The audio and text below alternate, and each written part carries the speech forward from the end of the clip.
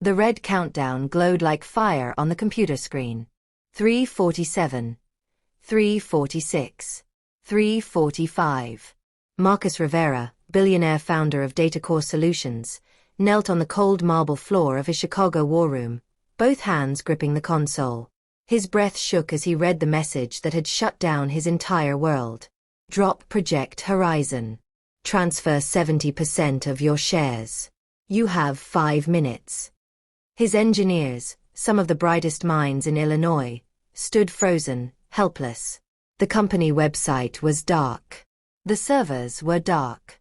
Even the government data nodes were offline. "Sir, the entire backbone is offline," someone whispered. That was the moment Marcus knew. "My company is gone." Then a soft voice rose from the back of the room. "Sir, I can fix it." Everyone turned. By the glass door stood the cleaning woman, Sarah Chen, in her blue uniform, yellow gloves still on her hands, mop bucket beside her. She looked completely out of place among the million-dollar equipment and genius engineers. But her eyes were focused, sharp, controlled. "I can fix it," she repeated calmly. The timer screamed. 2:11. 2:10. 2:09. And everything was about to change. Don't miss the full video, watch the finish. What happens next? Will Marcus lose everything? Can anyone stop the countdown?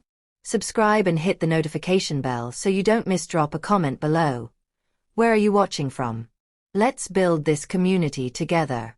The morning had started like a dream for Marcus Rivera. Chicago glittered under soft morning sunlight as his black town car turned into the downtown business district. People on the sidewalks pointed at the Datacore Solutions building like it was a monument. They respected him, trusted him, admired how he'd built a national data empire from a tiny startup in his garage. Marcus adjusted his navy suit and smiled to himself. Today was supposed to be the start of something historic. Project Horizon, the $2 billion government data infrastructure project, had just been awarded to Datacore. It would power schools, hospitals, airports, and national security systems across 3 states. His competitors were furious, but Marcus felt ready. He believed in his company. He believed in his team. As he stepped out of the car, his assistant Maria met him at the entrance. "Good morning, Mr. Rivera. The board is waiting in conference room A. Everyone's excited about the Horizon announcement." Marcus nodded, his chest swelling with pride. "Let's make history, Maria." The lobby buzzed with energy. Employees smiled and congratulated him. The massive screen in the atrium displayed the news headline: Datacore wins largest government contract in state history. Everything felt perfect. Too perfect. Marcus took the elevator to the executive floor, reviewing his presentation notes. The board meeting went smoothly. Champagne was poured. Handshakes were exchanged. Photos were taken for the company newsletter. But at 9:17 a.m., everything changed. Marcus's phone buzzed during the celebration toast. It was Tom Hudson, his chief technology officer. "Marcus, we have a situation. Security alert in Sector 7. Marcus excused himself and stepped into the hallway. "What kind of alert?" "Intrusion attempt. We blocked it, but it was more sophisticated than usual." Marcus frowned. "Run a full diagnostic. I'll be down in 5 minutes." He returned to the board meeting, but something gnawed at him. The celebration suddenly felt hollow. By 10:03 a.m., his phone rang again. Tom's voice was tight with worry. "Marcus, you need to come to the operations center now. The attacks are multiplying. They're coordinated." Marcus's stomach dropped. He grabbed his jacket and rushed toward the elevator, his perfect morning crumbling with each step. When he entered the operations center, the atmosphere had shifted from routine monitoring to controlled chaos. Screens displayed cascading alerts. Red warnings flashed across multiple terminals. Tom met him at the door, his face pale. "They're scanning our security protocols. Whoever this is, they're not amateurs." Marcus walked to the main console, his eyes scanning the data streams. Isolate the breach points. Raise all firewalls. Already done, Tom replied. But they're adapting faster than we can block them. Marcus felt a cold chill run down his spine. In 15 years of running Data Core, he'd faced cyber attacks before. But this felt different. This felt personal. By 11:12 a.m., the attackers had penetrated deeper than should have been possible. They were probing backup servers, encrypted vaults, systems that even most of his own team didn't have access to. "Sir," Tom said quietly, "they're stripping us layer by layer. It's like they know our architecture." Marcus pulled every available expert into the building's secure war room, a sealed, high-tech command center reserved for emergencies. 16 screens lined the walls, displaying network maps and real-time data streams. "Listen to me," Marcus said, his voice firm despite the fear rising in his chest.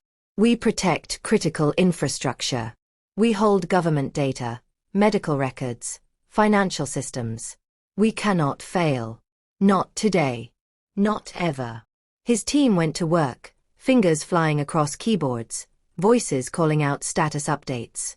But the harder they fought, the deeper the hackers reached. Sarah Chen pushed her cleaning cart past the war room's glass door, glancing inside at the chaos. She'd worked at Data Core for 6 months, arriving early each morning to clean the executive floors before most employees arrived. She paused, watching the frantic activity inside. Even through the soundproof glass, she could see the panic on their faces. She recognized that kind of crisis. She'd lived through one herself years ago, in a different life. Sarah continued down the hallway, her mind racing. She knew she should stay invisible, stay quiet, stay in her place. But something pulled at her conscience. Inside the war room, the main screen suddenly went black. Then blood-red text appeared. The war room fell into stunned silence. Marcus Rivera remained on his knees, both hands gripping the edge of the console, staring at the countdown that was destroying his life's work. 4:23. 4:22. 4:21. "Sir, what do we do?" Tom Hudson's voice cracked with desperation. Marcus's mind raced through impossible options. If he paid the ransom, he'd lose control of his company anyway. If he didn't pay, the hackers would destroy everything. Years of innovation, millions of people's data, the trust of an entire nation. "We don't negotiate with criminals," Marcus whispered, but his voice wavered. His senior engineer, Lisa Park, frantically typed commands. "I'm trying to isolate the timer mechanism, but it's encrypted with military-grade protocols." Another engineer, James, pulled up network logs. "They're not just threatening us, they're already inside our core systems. If we don't comply, they can wipe everything in seconds." Marcus felt tears burning his eyes. He'd built Data Core from nothing. Late nights in his garage, maxed out credit cards, rejected investor pitches, years of sacrifice. And now, in less than 5 minutes, it could all disappear. "Someone get me the FBI," Marcus ordered. "Get me Homeland Security. Get me anyone who can help." Maria burst into the room. "I've got the Cybercrimes Division on the line, but they say they need at least 30 minutes to mobilize a response team." Marcus looked at the timer. 3:47. 3:46. 3:45. They didn't have 30 minutes. They barely had 3. "Try emergency protocols," Marcus commanded. "Shut down everything. Pull the plug if you have to." Tom shook his head grimly. "They've locked us out of the shutdown sequences. We can't even turn off our own systems." Marcus felt his world collapsing. The office he'd walked into that morning with such pride now felt like a tomb. The celebration champagne from just hours ago sat half empty on a side table, mocking him. What about backups? Marcus grasped at straws. "We have off-site backups, right?" Lisa's face went pale. "Sir, they've already compromised the backup locations. Everything's connected. If they trigger the wipe, we lose it all." The weight of responsibility crushed Marcus's chest. Thousands of people relied on Datacore's security. Children's school records, hospital patient databases, government security systems. If this data was destroyed or fell into the wrong hands, the consequences would be catastrophic. 258, 257, 256. Call them, James suggested quietly. Maybe we can negotiate. Buy more time. Marcus reached for his phone with trembling hands. But before he could dial, another alert flashed on screen. The hackers had just breached the final firewall protecting Project Horizon's infrastructure. They're in the Horizon files, Lisa gasped. If they get those encryption keys, they'll control the entire government network. Marcus felt like he was drowning. His vision blurred. His breath came in short, painful gasps. He'd survived poverty, business failures, ruthless competition, and market crashes. But this was different. This was watching everything burn in real time. 211, 210, 209. His team scrambled around him, trying every trick they knew. Mirror shifts, key rotations, proxy tunnels, emergency protocols. Nothing worked. The hackers were always one step ahead, like they knew Datacore's systems better than the people who built them. Tom dropped into a chair, defeated. I'm sorry, sir. I don't know what else to try. Other engineers stood frozen, some with tears in their eyes. The countdown felt like a bomb ticking down to zero, and they were all locked in a room with it. Marcus's phone buzzed. It was his elderly mother calling from her nursing home. He'd promised to visit her this afternoon, to tell her about Project Horizon, to share his success. Now he couldn't even answer the call. 158, 157, 156. We're going to lose everything, someone whispered. Marcus felt a tear roll down his cheek. He wasn't just losing a company. He was losing the trust of millions. He was losing his legacy. He was losing his identity. Then, cutting through the despair like a blade of light, came a voice from the doorway. Sir, I can fix it. Every head in the room turned sharply.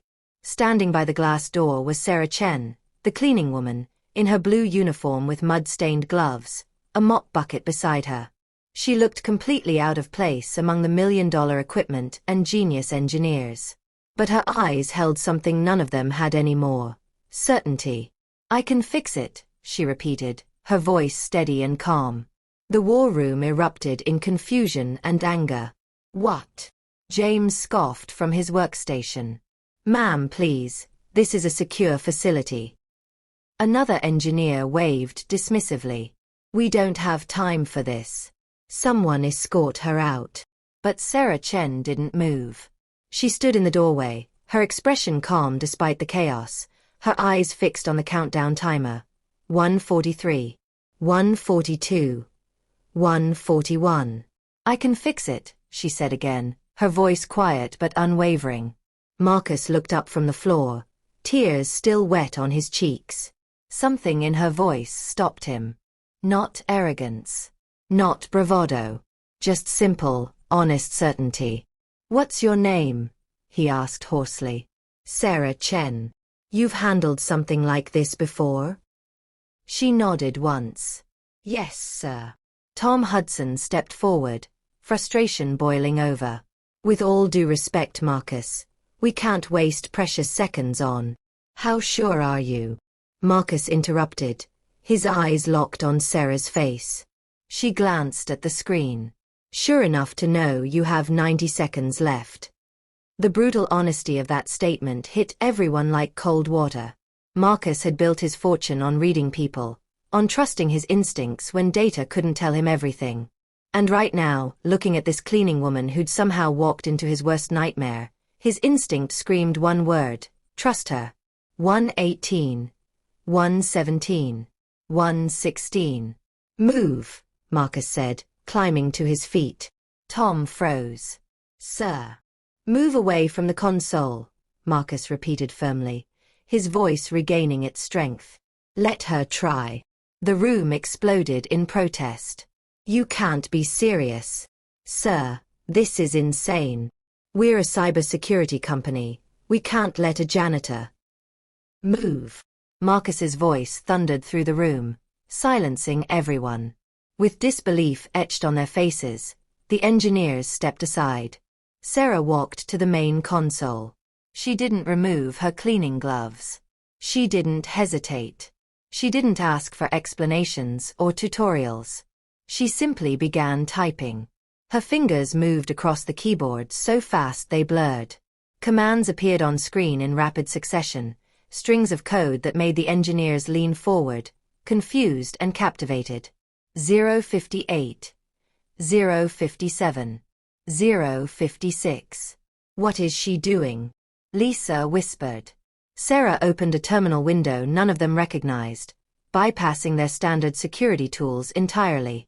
She was drilling deeper into the system's foundation, into layers most of them didn't even know existed. Talk to us, Tom said urgently. What are you seeing? Sarah's fingers never stopped moving. The attackers didn't just break in, she explained, her voice steady despite the pressure. They hid themselves inside your monitoring system. You've been fighting ghosts while they became the walls. Marcus felt his breath catch. That would explain why every countermeasure failed. They'd been attacking shadows while the real threat was embedded in their own security infrastructure. 032. 031. 030. 30 seconds, James announced, his voice tight with fear. Sarah's typing accelerated. Lines of code cascaded down the screen like a digital waterfall. She was writing something, a program, an algorithm, building it in real time under impossible pressure. She's creating a counterworm, Lisa breathed, recognition dawning. Oh my God, she's writing it from scratch. The technique was brilliant and terrifyingly risky. One wrong character, one misplaced bracket, and the entire system could collapse even faster. 018. 017. 016. Sweat beaded on Sarah's forehead, but her hands remained steady. She hit enter with decisive force. New windows exploded across all 16 screens. Data streams reversed direction. Warning lights flickered from red to amber. 009. 008. 007. It's working, Tom whispered in disbelief. The virus is being isolated. Sarah's fingers flew through a final sequence, her yellow gloves somehow not hindering her precision. She executed one last command and leaned back. 003. 002. 001. The timer hit 0. For one eternal heartbeat, nobody breathed. The screens froze. The room held its collective breath. Then a loud beep echoed through the war room. The data core homepage burst back to life across the main screen, glowing healthy green. System indicators flickered on one by one. Server status. Online. Database integrity. Secure. Network status. Protected. For 3 seconds, no one moved. No one spoke. Then the room erupted. We're live, James shouted, checking his terminal frantically. Everything's back. Lisa dropped to her knees. Oh my God, it's working. It's all working. Tom grabbed the nearest person and hugged them. She did it. She actually did it. The entire building seemed to feel the shift, a dying heart suddenly finding its rhythm again, life flooding back into what moments ago had been a corpse. But Marcus didn't shout or celebrate. He simply stared at the glowing green screen, then at the woman standing calmly at the console in her cleaning uniform, and whispered one word. How? The celebration around Marcus felt distant, like he was underwater. His team hugged each other, checked systems, made frantic phone calls to restore external connections. But Marcus couldn't look away from Sarah Chen. She stood at the console, quietly removing her yellow cleaning gloves, her expression unreadable. No pride. No smugness. Just quiet exhaustion. Sarah, Marcus said softly, walking toward her. How did you do that? She pointed at the monitor with a steady finger. I isolated the rootkit they'd planted in your monitoring software. Then I starved their access point by rerouting their connection through a dummy network. When they tried to force a mirror swap to regain control, I fed them a dead spine, an exact copy of your system architecture but completely hollow. They thought they were inside your live network, but they were actually attacking a shadow. The engineers had gone silent again, listening with dropped jaws. Tom blinked rapidly. You starved their access point? In under 2 minutes. Yes. You built a functioning dummy network on the fly? Yes. And you traced the infiltration source in real time while doing all that? Yes. Her answers were simple, almost shy, like she was describing how to make coffee rather than performing what might be the most impressive cybersecurity feat any of them had witnessed. Marcus felt his knees weaken. That's genius-level work. Sarah looked down at her gloves in her hands. I only did what was needed, sir.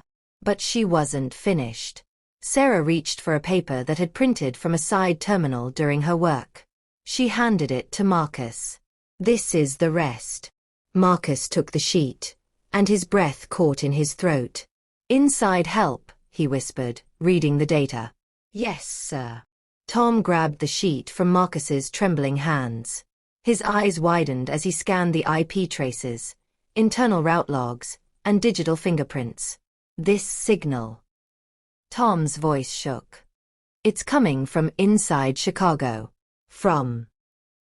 He looked up, face pale. From TechVault Industries. Marcus finished the thought, his voice cold as ice. Owned by Richard Stone. The room fell into shocked silence. Richard Stone was Marcus's biggest competitor, the man who'd publicly sworn that Data Core would regret winning Project Horizon. The man who'd told reporters just last week, some companies rise too fast and fall even faster. And now his company's digital fingerprints were all over the attack that nearly destroyed Data Core. Marcus felt rage burn through his chest, replacing the fear and despair with something harder, sharper. He looked at Sarah with new eyes. You traced them back to the source? Yes, sir.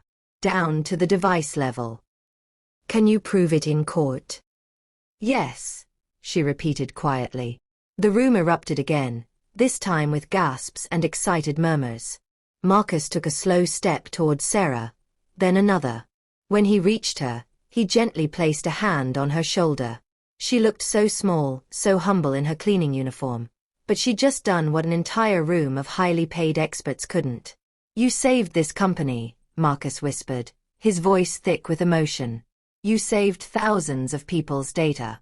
You saved jobs, livelihoods, critical infrastructure. You saved everything. Sarah looked down, her voice barely audible.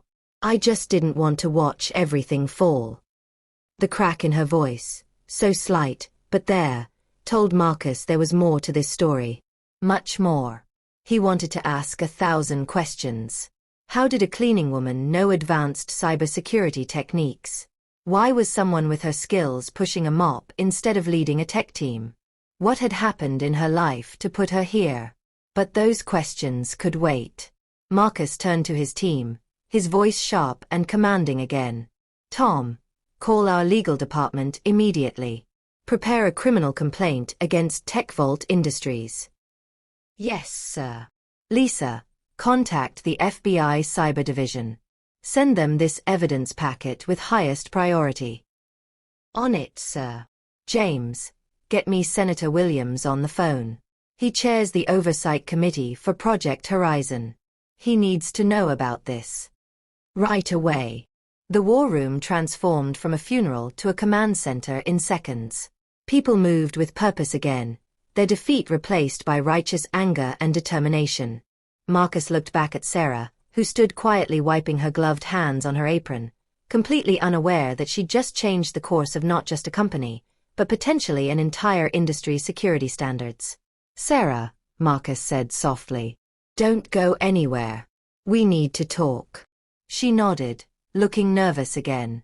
Because Marcus had a feeling this cleaning woman was about to turn his world upside down for the second time today. And he was right. By evening, the data core building buzzed with controlled chaos. FBI agents had arrived to collect evidence. Legal teams drafted complaints.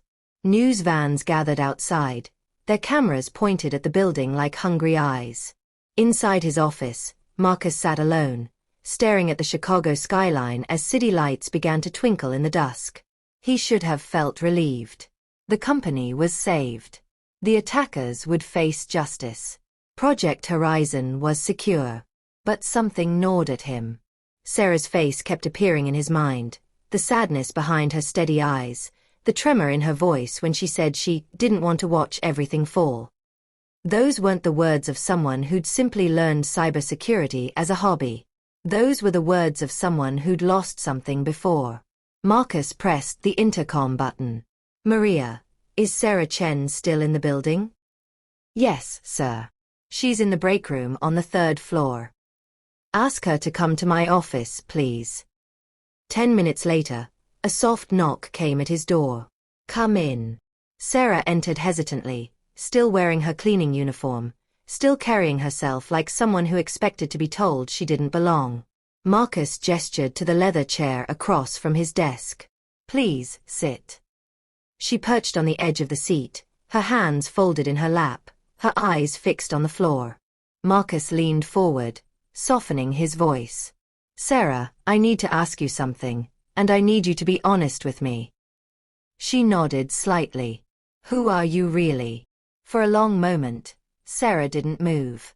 Then her shoulders sagged, and her hands began to tremble. When she finally spoke, her voice was so quiet Marcus had to lean closer to hear. "I wasn't always a cleaning woman." Marcus waited, his heart suddenly pounding. "I used to be a cybersecurity engineer," she continued, each word seeming to cost her something. 5 years ago, I worked for a financial tech company in San Francisco. FinTrust Solutions. Marcus recognized the name.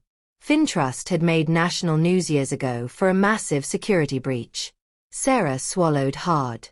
"One day, our system was hacked. $15 million disappeared from client accounts. The breach was sophisticated, almost impossible to trace. The company panicked. They needed someone to blame." Her voice cracked slightly. "They blamed me." Marcus felt his chest tighten. "Even though they had no proof, even though I tried to show them how the real attackers had used a technique I'd never even heard of, they didn't listen. I was arrested, put on trial, and sentenced to 5 years in prison for computer fraud and theft." Tears began sliding down Sarah's cheeks. "While I was in prison, my parents died in a car accident. I couldn't even go to their funeral.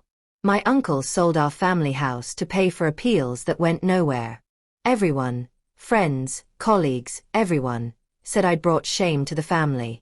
When I was finally released 2 years ago, I had nothing. No home. No references. No one who would hire me." Marcus felt like someone had punched him in the stomach. "I lived in a shelter for 8 months, Sarah whispered. "I applied for hundreds of jobs, but my criminal record came up every time. No one wanted me. No one believed me. I started to stop believing in myself." She wiped her face with the back of her hand. "When DataCore posted a job for cleaning staff 6 months ago, a position that didn't require a background check, I took it. It was the only way I could survive. I figured if I kept my head down, worked hard, stayed invisible, maybe I could just exist." The weight of her story settled over the room like a heavy blanket. Marcus stood slowly and walked around the desk. He crouched down beside her chair so their eyes were level. "Sarah," he said gently, "why didn't you tell anyone here what you could do?" She shook her head, fresh tears falling. "Who would believe me? I'm an ex-convict. I'm nobody. And I'd stopped believing I deserved anything better." Marcus felt his own eyes burning. This brilliant woman had been crushed by a system that failed her, blamed for a crime she didn't commit, stripped of her dignity and her future. And today, she'd saved his company anyway. Listen to me very carefully, Marcus said softly but firmly. Today you saved more than a company. You saved thousands of people's livelihoods. You saved critical infrastructure. You saved me. Sarah looked at him with eyes full of pain and hope and fear all mixed together. Marcus made a decision that felt as natural as breathing. Starting tomorrow, you will not be a cleaning woman anymore. Her breath caught. You will be the new Chief Security Officer of Datacore Solutions. Sarah's eyes went wide with shock. Sarah stared at Marcus like he'd spoken a foreign language. Chief Security Officer, she whispered, her voice barely audible. Marcus nodded, still crouched beside her chair. You just performed one of the most impressive cybersecurity operations I've ever witnessed. You have skills my entire team doesn't possess. You deserve this position. But I have a criminal record. I have no references. I haven't worked in the field for 5 years. You saved this company in 90 seconds, Marcus interrupted gently. That's the only reference you need. Sarah's hands trembled violently now. Sir, you don't understand. People will question this. Your board, your investors, the media, when they find out about my past. Then we'll face it together, Marcus said firmly. Sarah, I'm giving you the second chance that life tried to steal from you. Just like you gave me a second chance today. The dam broke. Sarah covered her face with her hands and sobbed, deep, heartbreaking sobs that shook her entire body. Years of pain, humiliation, loss, and invisible suffering poured out in Marcus's office as the city lights glowed beyond the windows. Marcus pulled his chair closer and sat with her, not rushing her, not telling her to stop crying. He simply stayed present, letting her release what she'd been holding inside for so long. When her tears finally slowed, Sarah looked up with red, swollen eyes. I don't know if I can do this, she admitted. I don't know if I'm strong enough. You don't have to be strong, Marcus said softly. You just have to be willing to try. And Sarah, you're one of the strongest people I've ever met. She shook her head. I'm scared. What if I fail? What if I let everyone down again? You won't. And even if you stumble, I'll be right here. Something in his voice made Sarah look at him differently. There was a warmth there, a genuine care that went beyond professional courtesy. For the first time in years, she felt like someone truly saw her. Not her mistakes, not her record, not her shame, just her. Why are you doing this? She asked quietly. You don't even know me. Marcus smiled sadly. Because 7 years ago, I was bankrupt. My first company failed. I lost my house, my savings, everything. I was sleeping in my car, eating 1 meal a day, ready to give up. Sarah's eyes widened. She'd never heard this story. One day a stranger, an investor named Helen Martinez, walked into the coffee shop where I was using free Wi-Fi to apply for jobs. She saw me working on a business plan and asked about it. I told her it was just a dream, that I had no money, no credibility, nothing. Marcus's voice grew thick with emotion. She said, I don't invest in perfect people. I invest in determined people. She gave me $50,000 to start Datacore. No contract, no collateral, just belief in someone everyone else had written off. He looked directly into Sarah's eyes. She died 3 years ago. Cancer. But before she passed, she made me promise something. When you meet someone who deserves a chance, give it to them. Don't let talent die in the shadows. Sarah's tears flowed again, but quieter now. So that's why, Marcus finished.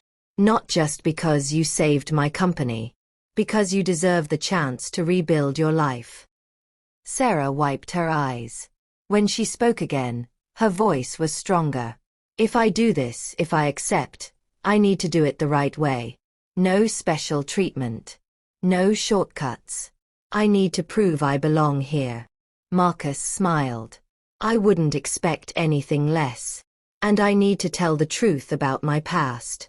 I won't hide it anymore. We'll face it together, Marcus repeated. Sarah took a deep, shaky breath and slowly nodded. Okay. Yes. I'll do it. Marcus stood and extended his hand. She stood too, taking it. His handshake was firm, warm, sealing a promise that felt bigger than just a job offer. Welcome to the executive team, Chief Chen. The title sounded strange to her ears, foreign and wonderful at the same time. As Sarah left his office that night, walking through the data core lobby where she'd pushed a mop just hours earlier, she felt something she hadn't felt in 5 years. Hope. But neither of them knew that outside the building, in a car across the street, someone was watching through binoculars. Someone who'd just made a phone call. Someone who was very unhappy about what had happened today. And that someone had plans to make sure Sarah Chen never got comfortable in her new position. The next morning felt surreal to Sarah Chen. She walked into Data Core wearing a professional navy blue suit that Marcus had arranged for her through his assistant, Maria. Her hair was styled neatly. She carried a leather briefcase instead of a mop bucket. When she stepped into the lobby, several security guards did a double-take. "Ms. Chen," one of them said, surprised. "You look, wow." Sarah smiled nervously. "Thank you, David." The elevator ride to the executive floor felt like ascending into another world. When the doors opened, Maria was waiting with a warm smile. "Good morning, Chief Chen. Mr. Rivera is waiting for you. He wants to introduce you to the senior team." Chief Chen. The title still felt impossible. Marcus met her at the door of the main conference room, where the department heads had gathered. When Sarah entered, conversations stopped. People stared. "Everyone," Marcus announced, his voice clear and proud. "I want you to meet our new Chief Security Officer, Sarah Chen." Confused murmurs rippled through the room. Tom Hudson, the CTO who'd been skeptical yesterday, stood up. "Marcus, can we talk privately?" "Anything you want to say can be said here," Marcus replied calmly. Tom glanced at Sarah uncomfortably. "With all due respect, we know nothing about her qualifications. Yesterday was impressive, but..." "Yesterday she accomplished what none of us could," Marcus interrupted. "She saved this company using techniques I've never seen before. That's qualification enough." Lisa Park, one of the senior engineers who'd witnessed Sarah's work, spoke up. "I agree with Marcus. What she did was extraordinary. If she can teach us even a fraction of her approach, we'll be unstoppable." Slowly, others nodded in agreement. But not everyone was convinced. James Chen, no relation to Sarah, folded his arms. "What about her background? Don't we need to vet her?" Sarah felt her stomach drop. "Here it comes." Marcus looked at her, silently asking permission. She nodded. "Sarah has a past," Marcus said clearly. 5 years ago, she was wrongfully convicted of a cybercrime she didn't commit. She served time. She lost everything. And when she got out, the only job she could find was cleaning our offices. The room went silent. "But yesterday," Marcus continued, "she proved beyond any doubt that she's one of the most talented cybersecurity professionals in this country. And I believe in second chances. This company was built on a second chance. So if anyone has a problem with Sarah's appointment, you can discuss it with me privately." The silence stretched. Then Lisa stood up and extended her hand to Sarah. "Welcome to the team, Chief Chen." Others followed, one by one, shaking her hand, welcoming her. Sarah felt tears prick her eyes but held them back.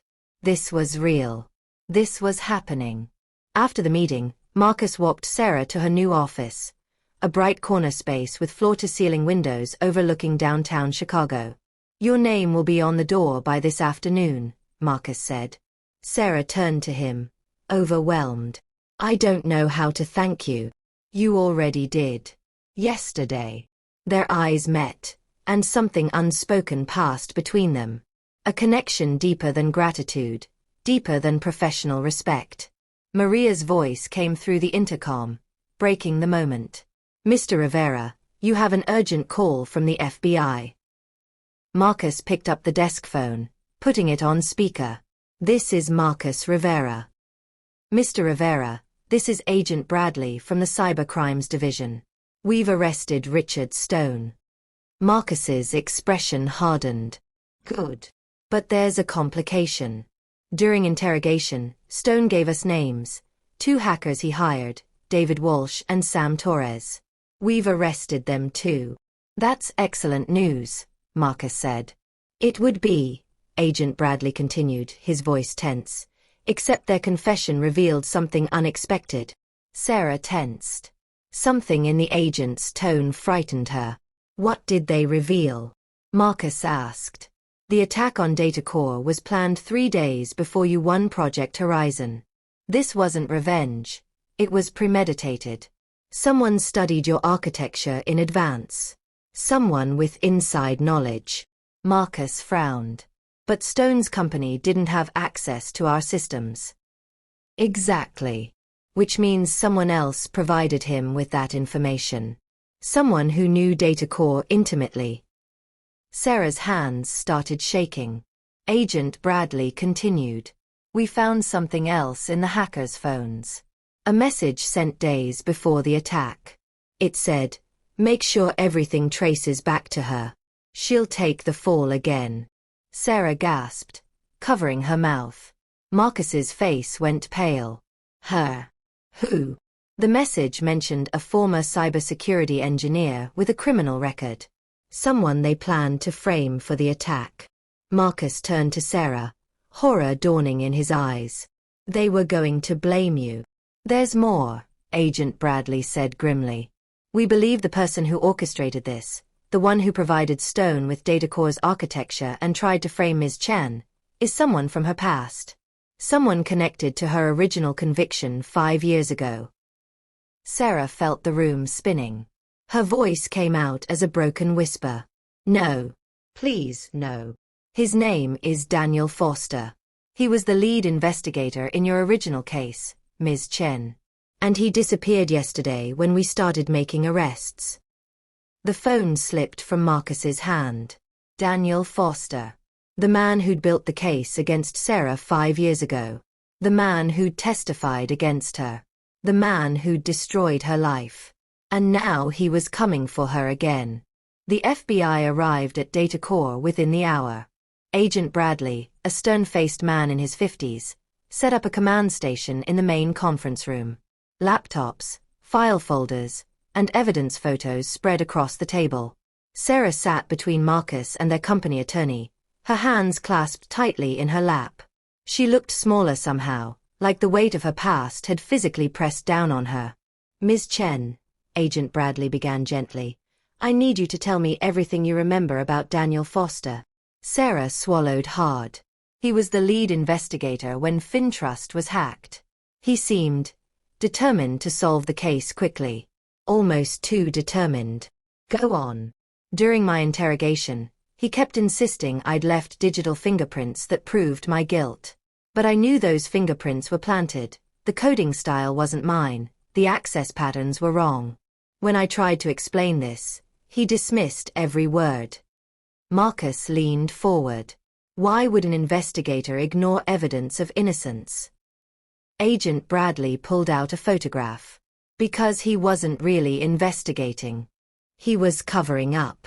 The photo showed a younger Daniel Foster shaking hands with a man in an expensive suit. That's Richard Stone, Marcus said, recognizing him immediately. Correct. This photo was taken 6 years ago at a tech security conference. We've since discovered that Foster and Stone have been business associates for nearly a decade. Foster's been on Stone's private payroll the entire time. Sarah felt sick.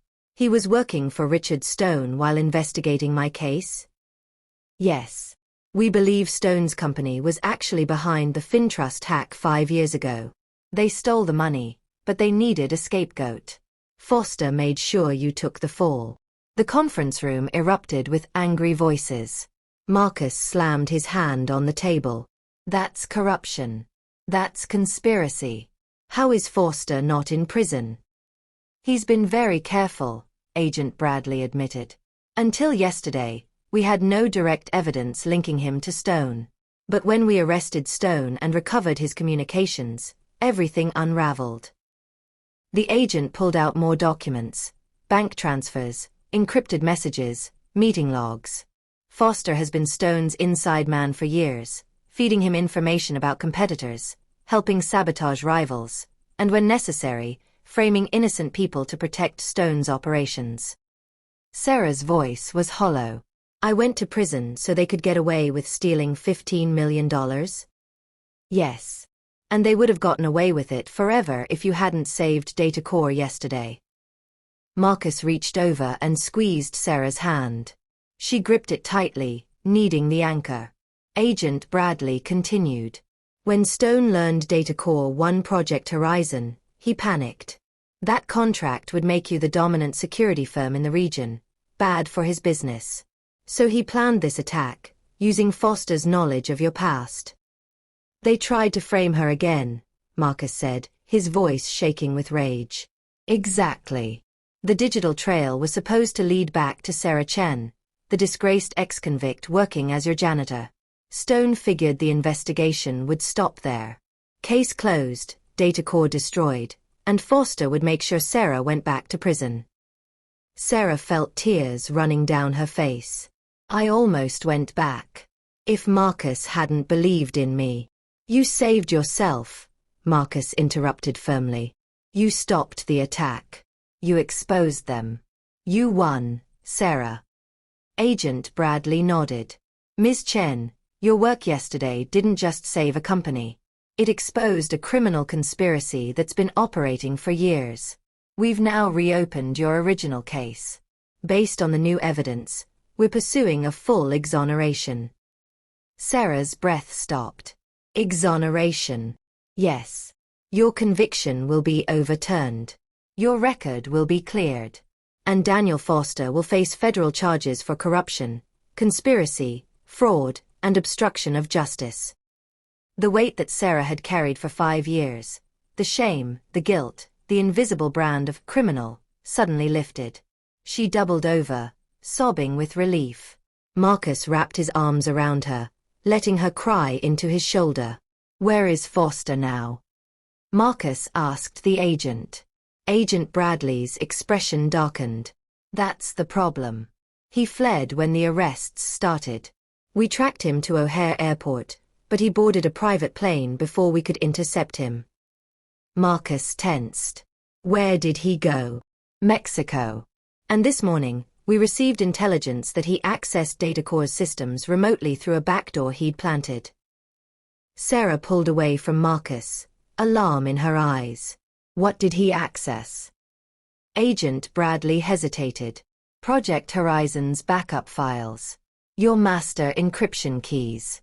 Everything needed to compromise the entire government infrastructure. The room fell into shocked silence. Marcus stood abruptly. If he uploads those keys, the entire state's data network could collapse, Agent Bradley finished. Hospitals, emergency services, government systems, everything. Sarah wiped her tears and stood, her voice suddenly steady.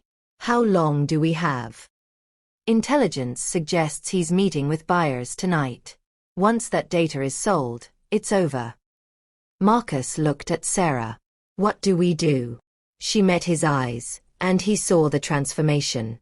No longer the scared woman who'd cleaned his floors. No longer the broken convict. This was the warrior who'd saved his company. We go get him, Sarah said simply. And we end this. 12 hours later, Sarah Chen sat in the back of a government SUV racing through the streets of Tijuana, Mexico. Beside her, Marcus checked his laptop for the 10th time. Are you sure about this? Sarah nodded, her jaw set with determination. Foster knows my work better than anyone. If we send in agents who don't understand his systems, he'll detect them and trigger the upload immediately. I have to be the one to stop him. Agent Bradley, driving, glanced in the rearview mirror. We've located Foster's position. He's in a warehouse near the harbor, a known dark web marketplace hub. Our surveillance shows he's meeting buyers at midnight. Sarah checked her watch. 11:07 p.m. They had less than an hour. The drive through Tijuana felt surreal. Neon lights, crowded streets, the distant sound of music mixing with their tense silence. Sarah had never imagined her second chance would lead here, to a covert operation in a foreign country. Marcus reached over and took her hand. "You don't have to do this. We can find another way." She squeezed his hand back. "Yes, I do. Foster destroyed 5 years of my life. He tried to destroy my future too. This ends tonight." The conviction in her voice made Marcus's chest swell with pride and fear in equal measure. They pulled up 2 blocks from the warehouse. A tactical team was already in position. Mexican federal agents cooperating with the FBI. Agent Bradley briefed them quickly. "Foster is in the main floor office with 3 potential buyers. He has the data core files on a secure server. Once the transaction completes, he'll upload the encryption keys to an encrypted server, and we'll lose our chance to contain them." "How do we get in?" Marcus asked. "There's a service entrance on the east side. We've cut their security cameras, but you'll have maybe 5 minutes before Foster realizes something's wrong." Sarah pulled on a tactical vest, her hands steady now. She'd crossed from fear into focus, a state she remembered from her years as an engineer before everything fell apart. Marcus suited up beside her, ignoring Agent Bradley's protests. "Sir, you're a civilian. You should stay here."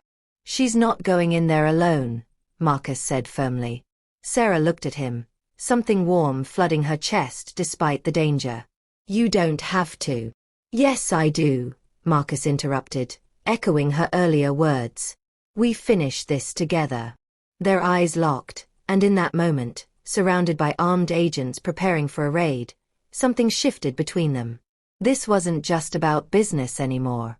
This wasn't just about justice. This was personal. For both of them.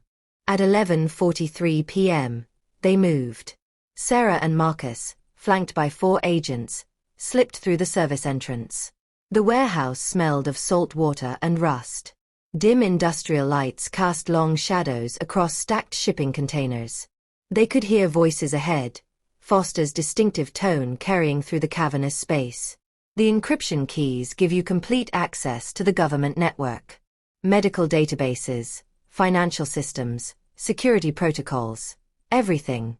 $3 million, and it's yours." Sarah's jaw clenched. He was selling out an entire state's infrastructure like it was a used car. Agent Bradley signaled. 2 minutes. They crept closer, using the containers as cover. Through a gap, Sarah could see Foster standing before a laptop, 3 men in expensive suits examining the screen. "How do we know this is legitimate?" one buyer asked. Foster smiled coldly. "Because I designed the security system that's supposed to protect it. And I know exactly how to break it." Rage burned through Sarah's veins. He'd helped frame her, destroyed her life, and was now bragging about it to criminals. She started to move forward, but Marcus caught her arm. "Wait for the signal," he whispered. But then disaster struck. Foster's laptop beeped. He frowned, typing rapidly. "Someone's attempting to access my system remotely." One of the buyers pulled a gun. "Is this a setup?" No, Foster's face went pale as he stared at the screen. "Someone's inside my network." "There." Agent Bradley's voice crackled through Sarah's earpiece. "He's detected us. Move now." The tactical team burst through the main entrance with shouts of federal agents. Chaos erupted. The buyers scattered. Gunshots rang out. Marcus pulled Sarah behind a container as bullets pinged off metal. But Foster wasn't running. He was typing frantically on his laptop. "He's uploading the keys." Sarah shouted. She broke from cover, sprinting toward Foster's position. Marcus ran after her, heart pounding. Foster looked up, saw Sarah, and his face twisted with recognition and hatred. "You," he snarled. "You should be rotting in prison." Sarah dove forward, tackling him away from the laptop. They hit the ground hard. Foster tried to throw her off, but years of rage gave Sarah strength she didn't know she had. Marcus reached the laptop, but the screen showed a progress bar. Upload, 67%, 68%, 69%. Sarah, he shouted. How do I stop it? She pinned Foster with her knee and yelled over her shoulder, Alt, F4, then force quit the encryption protocol. It's the red terminal window. Marcus's fingers flew across the keyboard. 78%, 79%, 80%. Foster laughed beneath Sarah, blood on his teeth. You're too late. Even if you stop this upload, I have backups. You'll never be free of me. Sarah leaned close to his face, her voice ice cold. Watch me. 85%, 86%. Marcus found the terminal, typed the kill command. 90%, 91%. He hit enter. The screen froze. Then, upload terminated. Connection severed. Foster screamed in rage. Agents swarmed in, pulling him away from Sarah, cuffing his hands. Sarah stood slowly, breathing hard, staring at the man who'd destroyed her life. It's over, Foster, she said quietly. You're finished. As agents dragged him away, Foster twisted back, his voice venomous. You think this changes anything? You're still nobody. You'll always be the convict who... Agent Bradley cut him off. Daniel Foster, you're under arrest for conspiracy, fraud, corruption, international cybercrime, and attempted terrorism. You have the right to remain silent. I suggest you use it. Foster's protests faded as they pulled him outside. Sarah stood in the empty warehouse, Marcus beside her, both breathing hard. It's over, Marcus said softly. Really over. Sarah nodded, tears streaming down her face. It's over. Marcus pulled her into his arms, and she collapsed against his chest, crying tears of relief, exhaustion, and finally, freedom. 6 months later. The Chicago sun streamed through the floor-to-ceiling windows of DataCore's executive conference room. Sarah Chen stood at the head of the table, presenting the quarterly security report to the board of directors. Since implementing the new multi-layered defense protocol, she explained, gesturing to the presentation screen, we've successfully prevented 47 intrusion attempts, including 3 that would have been classified as severe threats. The board members nodded approvingly. Gone were the skeptical looks from her first days. She'd earned their respect through results, innovation, and tireless dedication. Excellent work, Chief Chen, the chairman said. Your department continues to exceed expectations. After the meeting, Marcus caught up with her in the hallway. You were brilliant in there. Sarah smiled, still feeling a flutter when he looked at her that way. I had a good teacher who believed in me. No, Marcus said softly. You always had it in you. I just gave you the space to remember. Their relationship had evolved slowly over the past 6 months. From professional respect to friendship to something deeper, neither had rushed it. Both had been hurt by life in different ways. Both needed time to trust again. But trust had grown. And with it, something beautiful. Are you ready for this afternoon? Marcus asked. Sarah took a deep breath. As ready as I'll ever be. That afternoon, Sarah stood in a federal courthouse in San Francisco, the same building where she'd been convicted 5 years earlier. This time, the outcome was different. Judge Martinez reviewed the documents before her. Based on newly discovered evidence of prosecutorial misconduct and conspiracy to commit fraud, this court hereby overturns the conviction of Sarah Chen for all charges. Your record is expunged. Ms. Chen, you are fully exonerated. The gavel came down. Sarah's knees buckled. Marcus, sitting behind her, caught her shoulders, steadying her. You're free, he whispered. Completely free. Reporters crowded outside the courthouse. Sarah's story had become national news. The wrongfully convicted engineer who saved a major corporation and exposed a massive conspiracy. Ms. Chin, How does it feel to be exonerated? A reporter called out.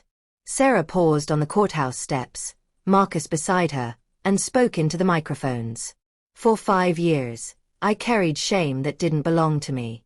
I was told I was a criminal, a fraud, someone who couldn't be trusted. I started to believe it. Her voice grew stronger. But today proves something important. Your past mistakes, or in my case, false accusations, don't define your future. Second chances are real. Redemption is possible. And sometimes, the people who seem invisible are the ones who change everything. Applause erupted from the crowd that had gathered. That evening, Marcus took Sarah to the rooftop garden of his penthouse apartment overlooking Lake Michigan. The sunset painted the sky in brilliant oranges and purples. I have something to ask you, Marcus said nervously. Sarah turned, curious. In 6 months, she'd never seen him nervous. He took her hands. Sarah, when you walked into that war room in your cleaning uniform, you didn't just save my company. You changed my life. You reminded me what courage looks like, what integrity means, what real strength is. Her heart began racing. These past months working with you, getting to know you, watching you rebuild your life with such grace and determination. I've fallen completely in love with you. Tears filled Sarah's eyes. Marcus slowly knelt on one knee, pulling a small velvet box from his pocket. Sarah Chen, will you marry me?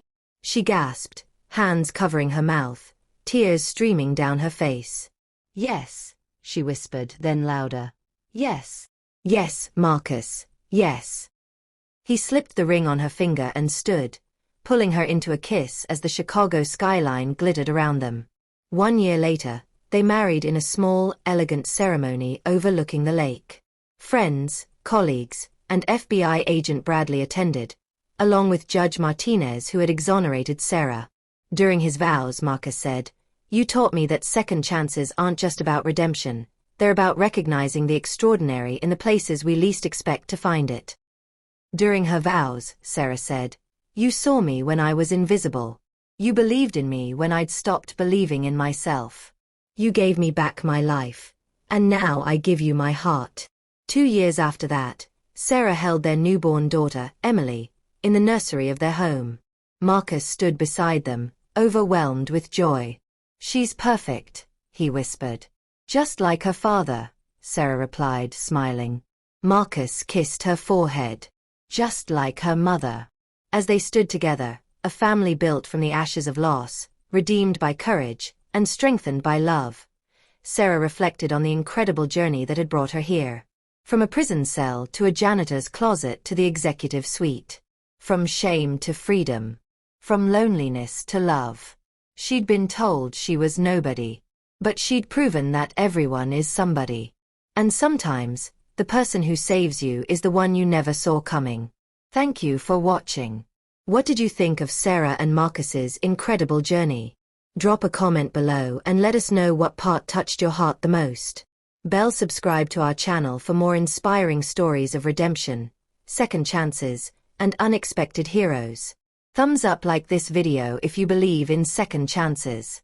Loudspeaker share this story with someone who needs hope today. Speech balloon comment. What would you do if you were in Sarah's position? Where are you watching from? Let's build a community of people who believe in redemption. Clapperboard watch next. Check out our other inspiring stories in the playlist below. Remember, your past doesn't define your future. Everyone deserves a second chance. You are somebody, and your story matters. See you in the next story.